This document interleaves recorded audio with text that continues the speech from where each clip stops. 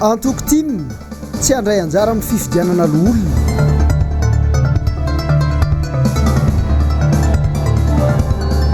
Fampihavanam-pirenena iankina ny fitoniana ny fanonerana ireo ny aram-bohiny.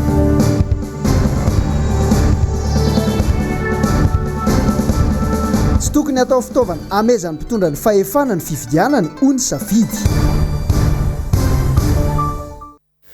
Miraba tompoko lasy tompoko vavy tonga soa atao anatin'ny fampalalam-baovao ny MBS indray ianao amin'ny takarivan'ny alakamisy 4 septambra 2024 ity takany mahazatra dia ampitiavana sy ampanajana ihany koa no anasanay ianao hitoetra hiaraka aminay atao anatin'izao fotoana ny fampalalam-baovao izao.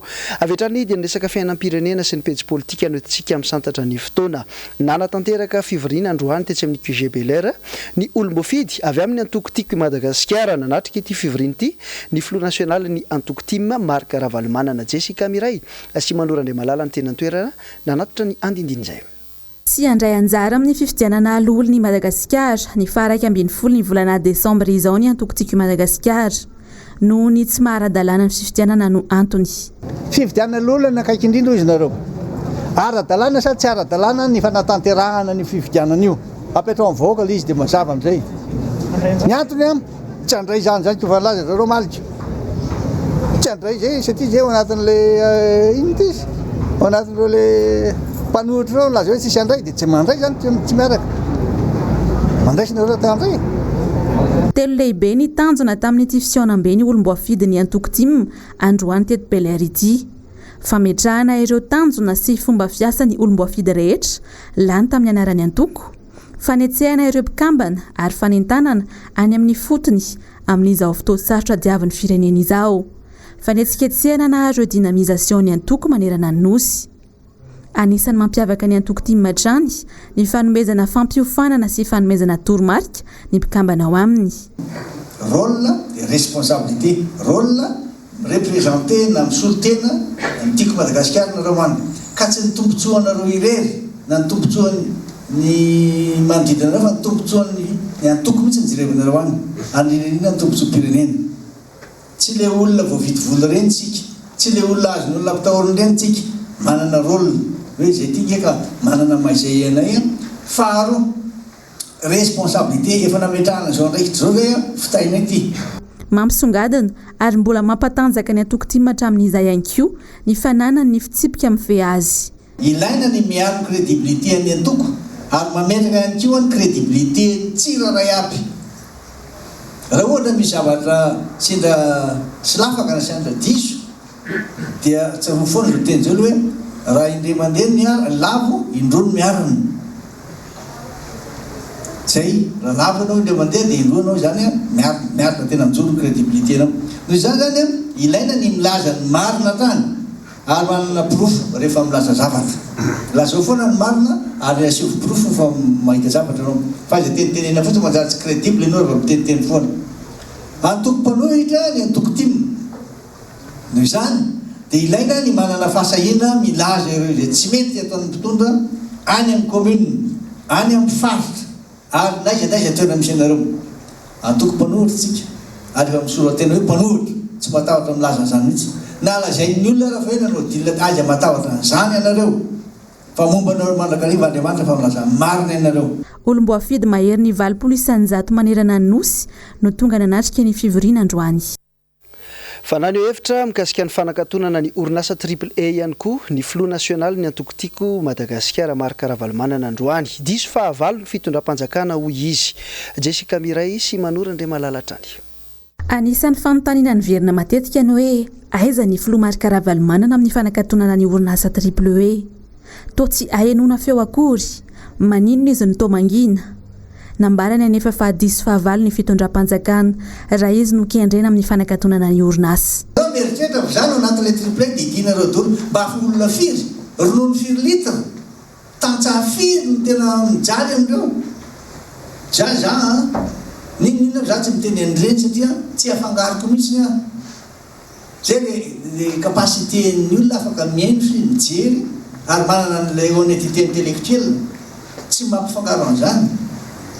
Hoe dia misy fiantraikany, tsy misy fiantraikany amin'ny fiainako na kely ary fa le olona mpiasa ao, le olona mivelona le sakafo hoanin'le olona tena kany amin'ny Nations Unies ndresaka tamin'ireo tany New York fa iny zatra mitrangany aminao any zay hoa le respect fifanajana izay zavatra mifanarahana atao anatin'ilay feuille de route taloha hoe io feuille de route fa mivadika lalàna ary efa lalàna io ambony constitution ary voaratifié ary misy olona mitsangana voavolombelona mitsangana décret milaza fa hoe ho averina amin'ny dolo ny fananana lisy sy naverina fa na ny eo ara na ny sécurité ara na ny tomobile ara na ny trano ara tsy nomena dia verina tsy afaka hiaina mbola miaina ve noho izy ary amin'ny fotoana zao dia rehefa verina verina fa hoe le triple mbola na efa olona hafa mitatana sy manao zay mampandeha izy io mba anaovana sakafo amin'ny olona satria nanao investissement tao izy dia nidiny le izy dia anao nzay na nitany azy ara satria naniraka zareo tany Union africaine hoe ndana mba jereo anton'ny président Lavalmana niantso aho mihitsy ndresaka tamin'ny AOA représentanteny Union africaine teto ona président mba saika antany anao zay fa resaka sanitaire ono nanakatonana ny AAA diso be anao fa alefako makany le tompona ndraiky izy dia enoy zaho izy resaka fotoana lava mihitsy tamin'ny premier ministre hoe resaka sanitaire fa tsy resaka financier kory na contrôle financier diso fa zany za koa tsy te resaka be fa novoizina be teny amin'ny fiarahamonina sy teny amin'ny tambazotra tserasera ihany koa ny tsy fahitana ny maître Anitra Razafimantsoa tamin'ny izao fitiatrehana ny Covid-19 izao tamin'ny fionana tamin'ny atoko tiako Madagasikara androany ny ananana ny ambaranyity olom-boafidy ity Jessica Miray sy Malorana Andriamalala. Noenjena mafy tamin'ny tambazotra tserasera fa niala tao amin'ny antoko timy mahony nisy olom-bavambahoaka amin'ny boriboritany voalohany dia i maître Anitra Razafimantsoa no tsikerena mihitsy fa atao tsy hita intsony izy amin'ny fiaonany antoko nanamafy ny mbola mahantoko timy azy nefa izy androany manana etika politika ho izy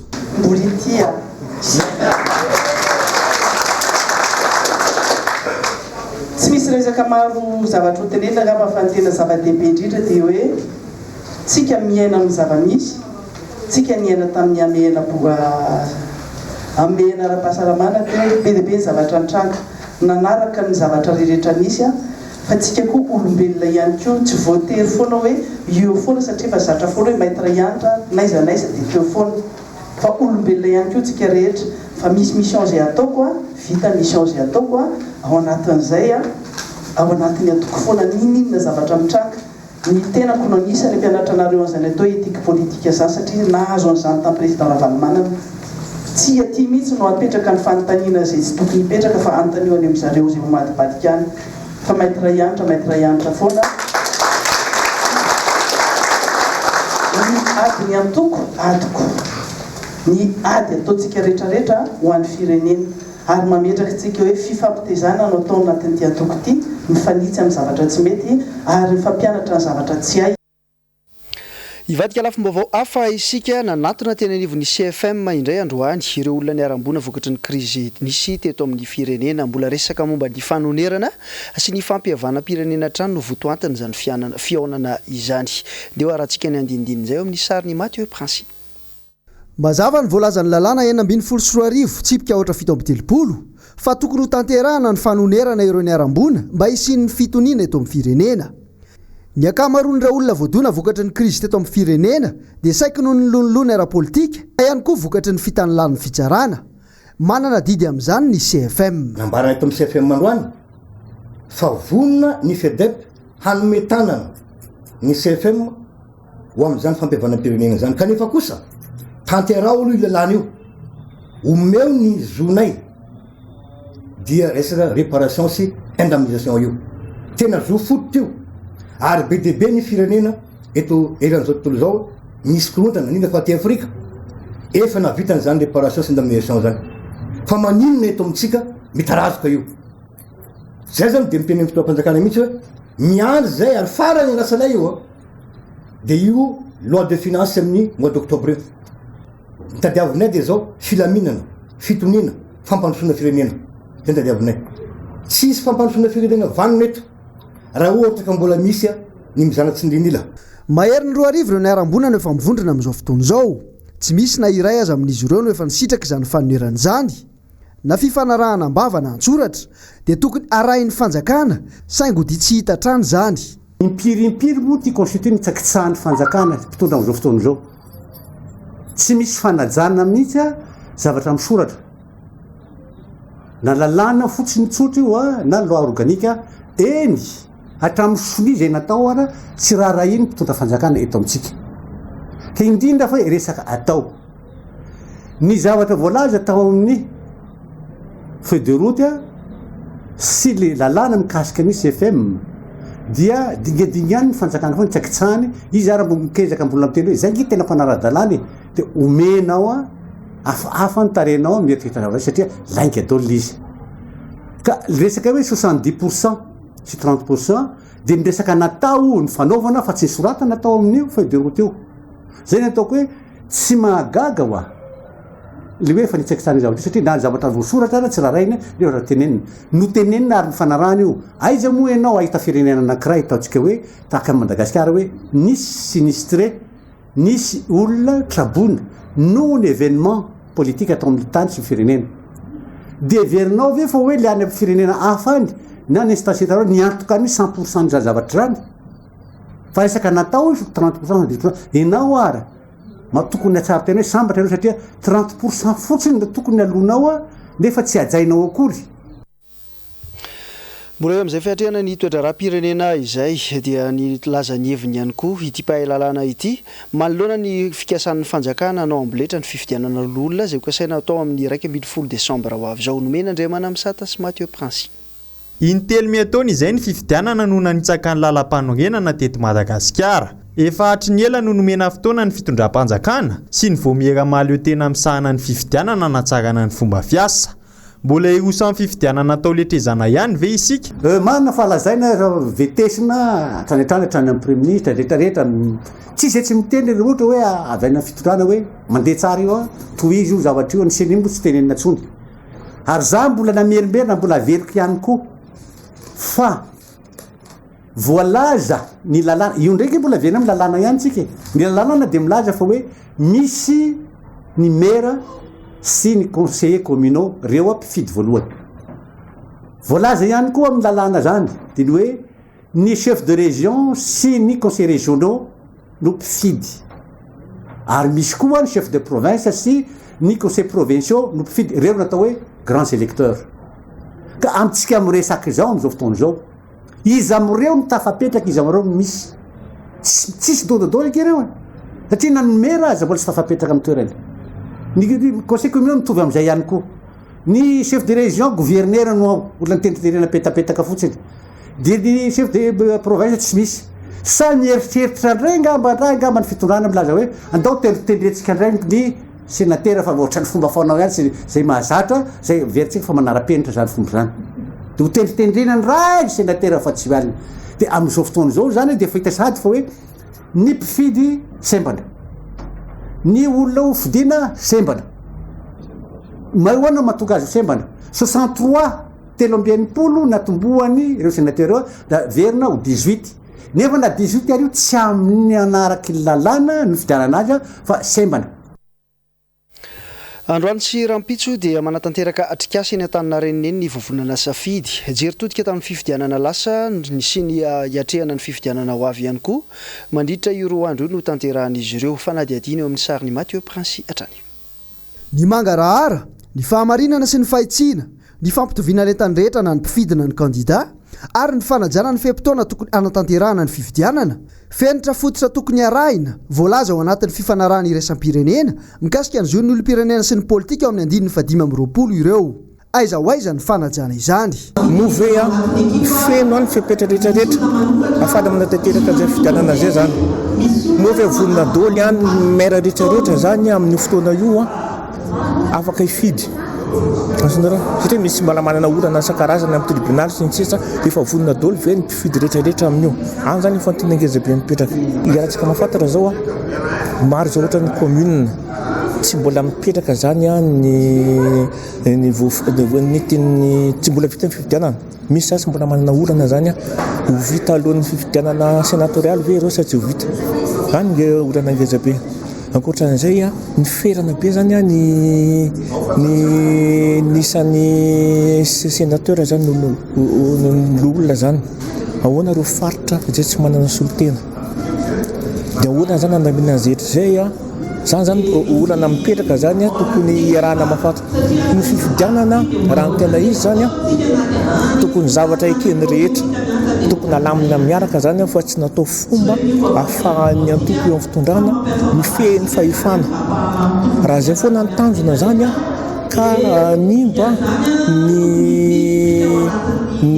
équilibre fifampifehezana zany eo amin'ny fahefana mpanatateraka fahefana mpanao lalàna sy fahefana tsara dia borika makany amin'ny tsizy zany a ny fampiarana demokrasia sy ny fanjakana tandana ndraiky Madagasikara. Iverina amin'ny resaka crise politique isika mahatratra 2 mahery eo nisan'ireo olona izay niaran'ny crise politique nandritra ny taona 2010 isan'izany nisy olom-bahoaka ny Madagasikara Emilien Rambosalama izay nilaza ny heviny ny amin'ny tokony andraisan'ny CFM ny andraiky ny tandrify azy manoloana izany.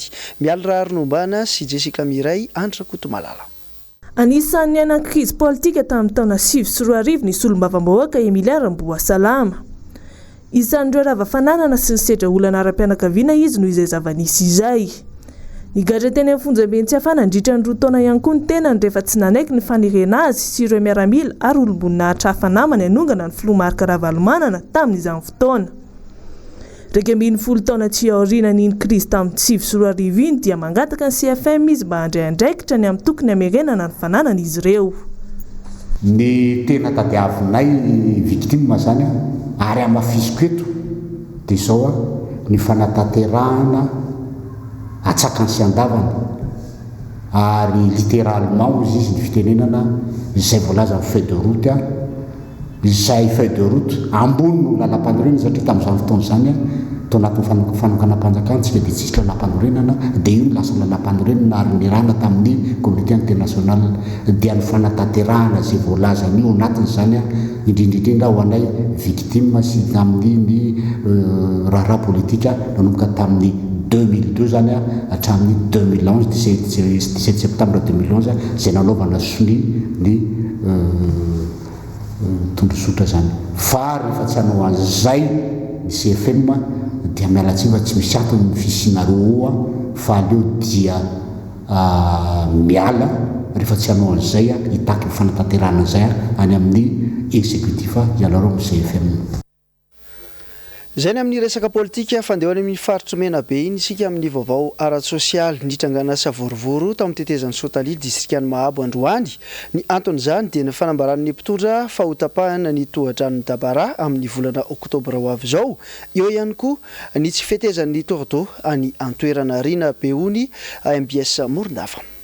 Nitrangana Savorovoro sy fanakanan-dalana teto amin'ny tetezan'ny Soatalily Dabara distrikan'ny Mahabo manoloana ny atezeran'ny vahoaka amin'ny tsy firarahin'ny mpitondra ty antoerana ireo vahoaka tantsaha ireo. Olana goavana amin'ny fambolena mantsy ity tohadranon'ny Dabara ity nefa araky ny voalaza dia ho akatona amin'ny volana oktobra ho avy io.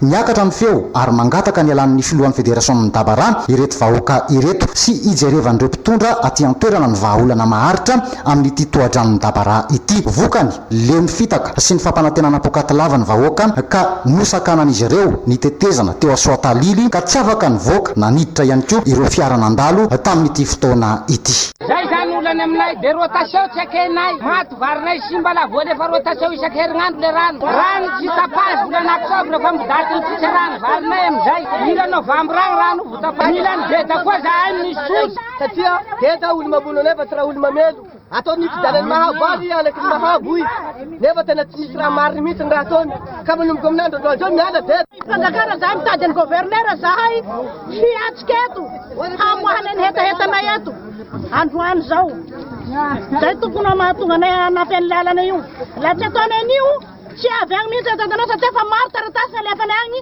fangatana amindreo amin'le hetahetanay vahoaka Mahabo eto ka tsy tonga mihitsy reo sady tsy valiandreo mihitsy le hetahetan'ny vahoaka ato Mahabo. Iverina eto andrenivohitra isika nampiantso mpanao gazety tetsy Antaninarenina ny fikambanan'ny Jeune Actif Interrégional izay noresahana mandritra izany fotoana niona tamin'ny tanora izany ny hoavin'ny tanora sy ny tontolon'ny fandrarana eto Madagasikara. Nomena Andriamana Misata sy Mathieu Prince. Nanatanteraka fifaninanana ny jeune actif interrégional mba ahafahana manome sehatra ireo tanora hiatrika ny krizy izay misy eto Madagasikara amin'izao fotoana izao. Ka tamin'ny alalan'ny fandefasana horonan-tsary no afaka nanehoan'izy ireo izany. Ny mpandresy tamin'ilay fifaninanana dia nitsitraka fampiofanana mba ahafahany manovy fahalalana manoloana ny tontolon'ny fandraharana, ny fampivoarana ny tena manokana ary ny fahafahany ho lasa olom-pirenena vanina. Ny tanjona tamin'ilay izy ilay misy zavatra anankitelo. Voalohany aloha fanazarana ny tanora aneho hevitra mpabe-maso sy manome fatokisa-tena ho azy zany. Ny faharoa fametrahana ihany koa ilay fampianarana azy ireo amin'ny teny izao amolavola viny. Ahoana zany olona manana vina zany. Ary ny farany dia ilay fanamafisana ny fahaiza-manaon'ireo tanora.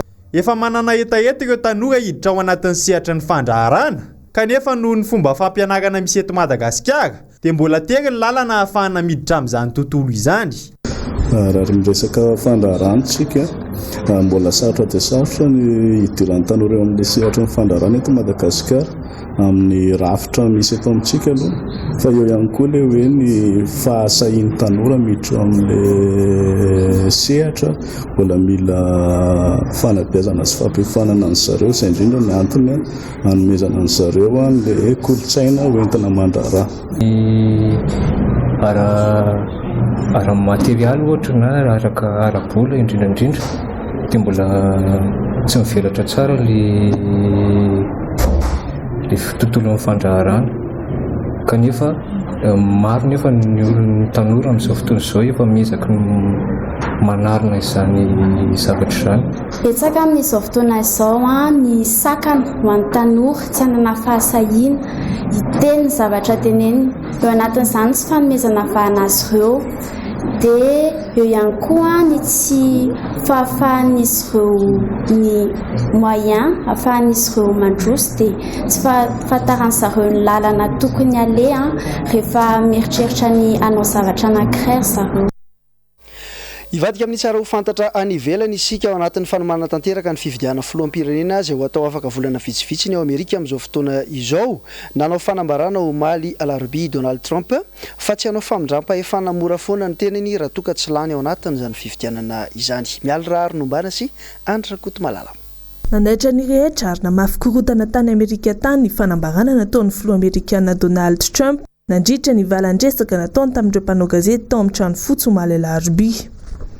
Tao anatin'ny kilalaon'ny teny somary manjavozavo no nandava ny hanao famindram-pahefana am-pilaminana amin'ny Joe Biden izay mpifaninana aminy manindraindra ny demokratika raha misy ny fahareseny amin'ny fifidianana amin'ny 3 Novambra io. Nahasarika ity filoham-pirenena Amerikana ity ny fanehoan-kevitra mampiseho ny tsy fahafaliana avy amin'ireo fikambanana toko politika ny an-toerana noho io fiantsinana ataony io. Ariana fa mitaraina matetika momba ny fepetra amin'ny fandaminana fandatsaham-bato ity filoham-pirenena republikana ity. Ity farany izay nilaza fa loharano ny osika ny fifidianana amin'ny alalan'ny postra. Nangadaka ny hanafoanana mihitsy ny biletana alefa mailaka noho izany i Donald Trump.